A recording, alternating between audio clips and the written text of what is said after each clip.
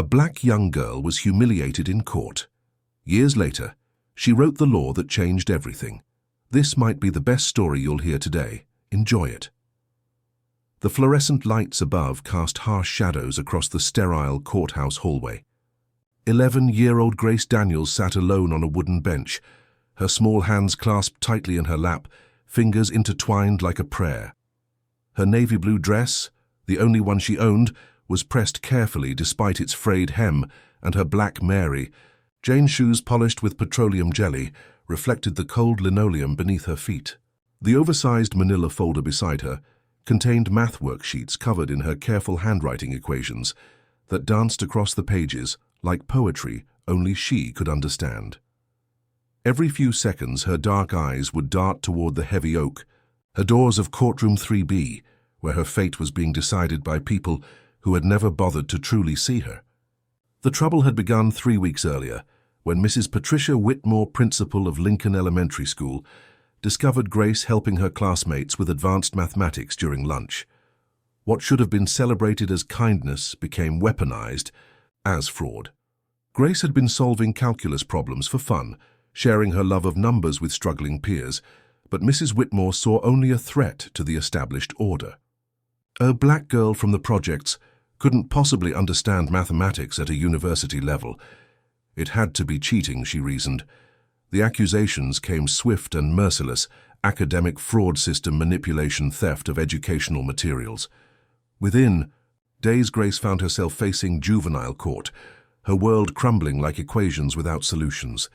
The supporting characters in Grace's nightmare began to emerge like dark figures in a twisted play. Detective Raymond Cooper, called to the school by Mrs. Whitmore, arrived, with handcuffs sized for adults, his face set in grim determination as he processed what he believed was a clear case of academic misconduct. Grace's homeroom teacher, Miss Sarah Chen, watched helplessly from the sidelines, her protestations about Grace's genuine brilliance falling on deaf ears. Even Grace's elderly grandmother, Dorothy Daniels, who had raised her since birth, found herself questioned and scrutinized her credibility, undermined by caseworkers who saw only poverty and assumed neglect. The system that should have protected Grace instead became her prosecutor, each adult failing her in increasingly devastating ways. As the preliminary hearings progressed, Grace's situation deteriorated rapidly. Child Protective Services opened an investigation into her home life, questioning how a child from such circumstances could excel academically without outside intervention. Mrs. Whitmore presented her case with surgical precision, painting Grace as a manipulative child who had somehow gained access to restricted educational materials. The evidence seemed overwhelming to those who refused to believe in Grace's natural ability. Advanced worksheets in her backpack, university-level textbooks, checked out under her library card, and testimony from intimidated classmates who admitted she had helped them with assignments. Grace's attempts to explain her passion for mathematics were dismissed as rehearsed lies, her genuine love for numbers twisted into criminal intent. The weight of institutional disbelief pressed down on her small shoulders like a physical force, threatening to crush the very spirit that made her extraordinary. But it was the courtroom itself that delivered the cruelest blow. Judge William Morrison, a man who had spent 30 years on the bench without ever questioning his own biases, looked at Grace and saw only what his prejudices allowed. He listened to Mrs. Whitmore's testimony with nodding approval, watched the prosecution present their case with growing satisfaction, and dismissed Grace's quiet explanations with barely concealed disdain. When the public defender assigned to her case, overworked and overwhelmed, suggested that Grace's intelligence might be genuine, Judge Morrison's response was swift and brutal. "I've seen enough children from broken homes try to game the system," he declared, his words cutting through the courtroom like broken glass. "This child needs structure, not special treatment." The gavel fell with the finality of a prison door slamming shut, and Grace felt something inside her crack that would never fully heal. What would happen next would either destroy her completely or forge her into something unbreakable. The formal sentencing hearing arrived like a storm Grace had been watching approach for weeks. Judge Morrison entered the courtroom with the bearing of a man convinced of his own righteousness, his black robes flowing behind him like the wings of a predatory bird. Grace sat at the defendant's table, her back straight. Despite the trembling in her hands, her eyes fixed on a point just above the judge's head, where she could see dust motes dancing in the afternoon sunbeam. The courtroom gallery was filled with curious onlookers drawn by the unusual case of an 11-year-old facing academic fraud, charges their whispered conversations, creating a buzz of judgment that seemed to surround Grace like a swarm of insects. When Judge Morrison finally spoke, his voice carried the weight of absolute authority, each word carefully chosen to demonstrate his power over this small, vulnerable child who dared to challenge the natural order of things. But as Grace listened to his pronouncement, 6 months in juvenile detention, followed by supervised probation and mandatory tutoring to address her behavioral issues, she felt something unexpected stirring within her chest. It wasn't despair, though, that lived there too. It wasn't fear, though, that coursed through her veins like ice water. It was rage, pure and clean, and focused, the kind of anger that could either consume a person or fuel them for a lifetime. What Judge Morrison didn't know, what none of them knew, was that this moment would become the foundation stone of everything Grace would build in the years to come. The turning point came not in the courtroom, but in the detention center's makeshift classroom 3 weeks later. Dr. Marcus Thompson, a mathematics professor from nearby Northwestern University, had read about Grace's case in the Chicago Tribune and felt compelled to investigate. What he found when he met Grace was nothing short of extraordinary. A young girl who could visualize mathematical relationships in ways that graduate students struggled to comprehend, who saw patterns and connections that had taken him decades to understand. When he presented her with a complex calculus problem that would challenge his advanced students, Grace solved it in her head while he was still writing it on the board. The revelation hit him like lightning. This child wasn't just gifted, she was potentially one of the most mathematically talented minds he had ever encountered. Dr. Thompson immediately began making phone calls, reaching out to colleagues, journalists, and legal advocates who might be able to help. Within days, Grace's story began to spread through academic circles like wildfire, each mathematician who met her walking away amazed and outraged by the injustice she had suffered.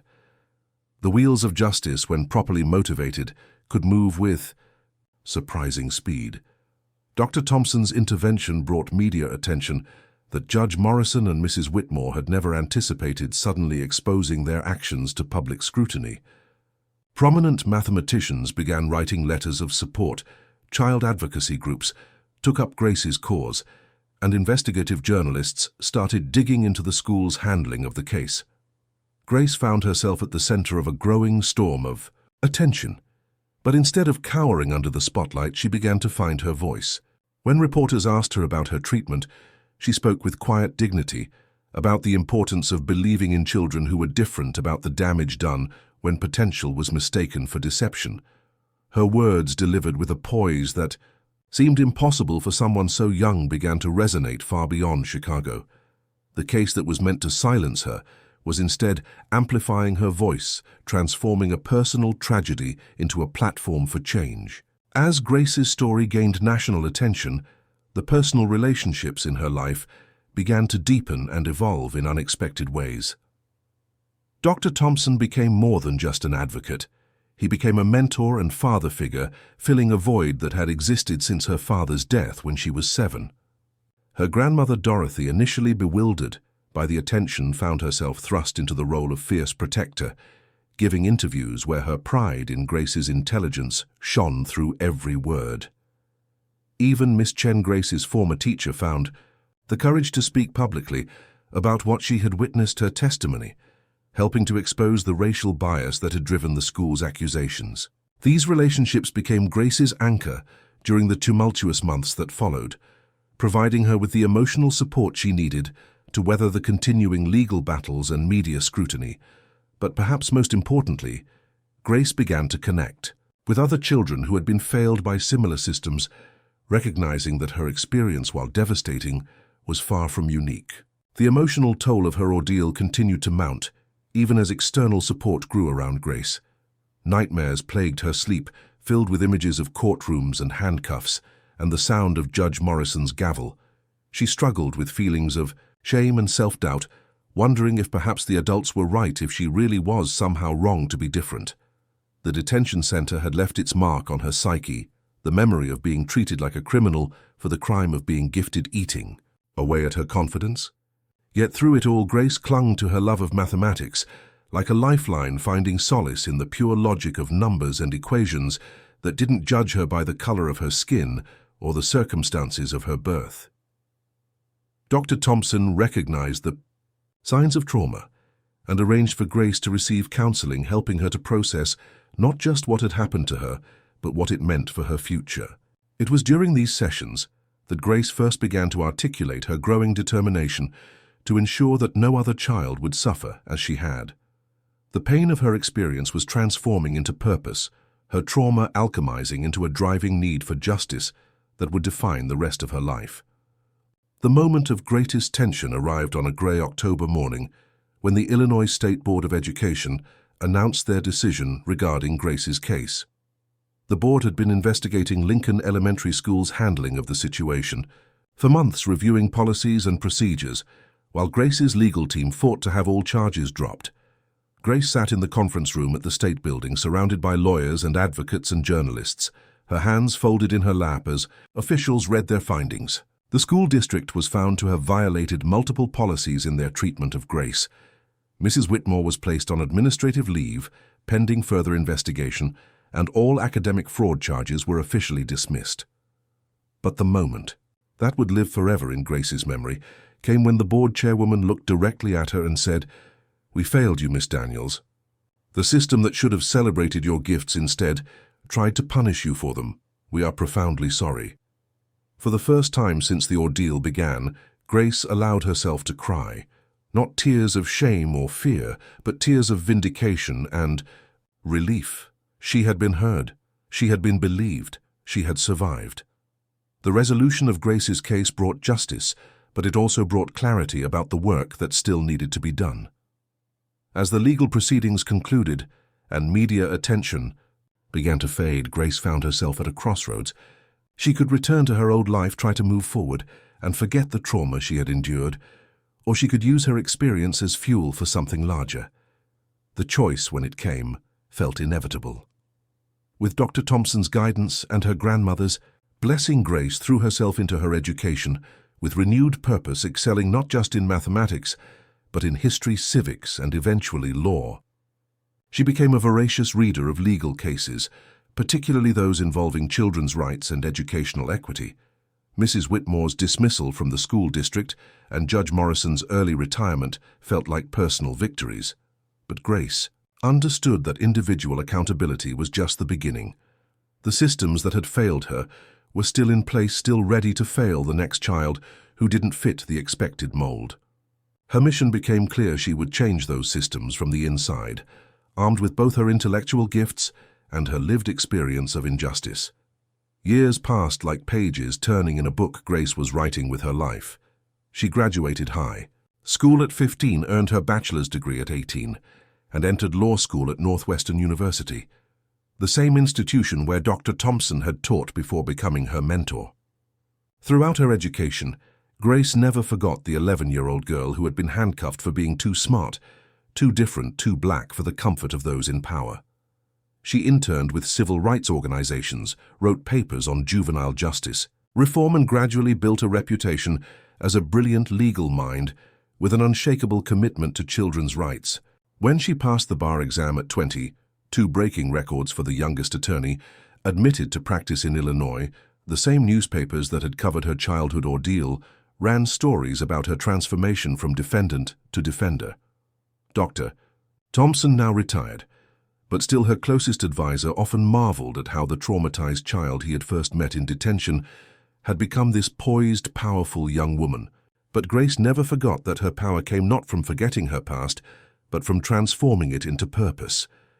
The culmination of Grace's journey arrived on a crisp spring morning when she stood before the Illinois General Assembly preparing to present legislation that would forever change how the system treated children like herself. The bill, officially titled the Educational Protection and Child Advocacy Act, but known informally as the Grace Act, would make it illegal to criminally prosecute minors for academic disputes without clear evidence of actual criminal intent.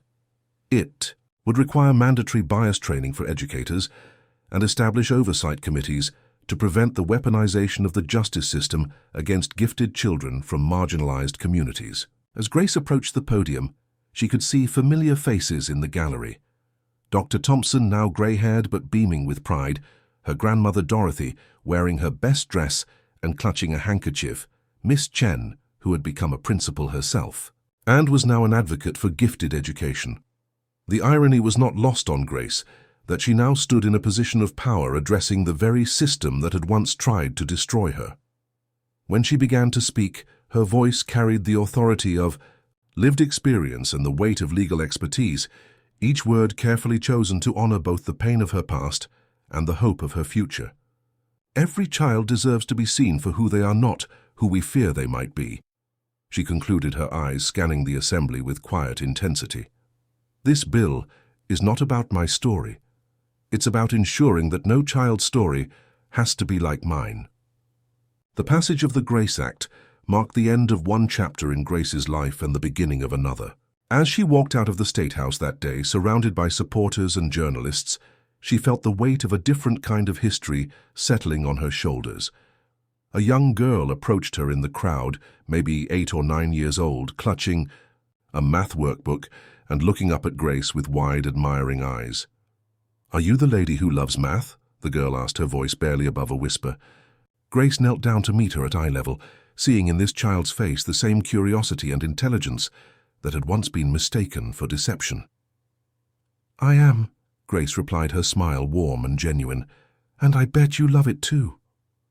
The girl nodded eagerly, and Grace felt the circle completing itself. The trauma transformed into triumph, the pain alchemized into protection for others. She had taken the worst thing that had ever happened to her and turned it into the best thing she could do for the world. The 11-year-old girl who had been failed by every adult in her life had grown into a woman who would spend her career ensuring that failure never happened again. In that moment, standing in the spring sunshine with a child's trust reflecting back at her, Grace understood that her story was not about what had been done to her, but about what she had chosen to do with it. The legacy of Grace's transformation extends far beyond the courtroom where her ordeal began.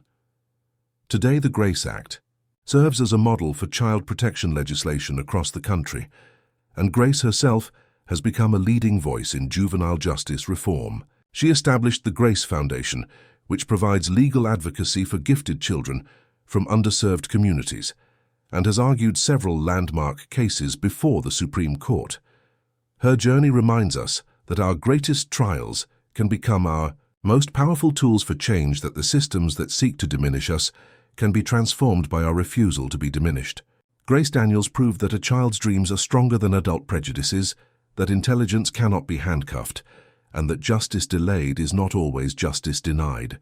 Sometimes it's justice preparing to be more powerful than anyone imagined. You are amazing. If you genuinely enjoyed this story, please leave a like and subscribe. It's a great feedback for me. If it made you feel seen, heard, or simply reminded you that change is still possible, share it with someone who needs a little hope today. See you.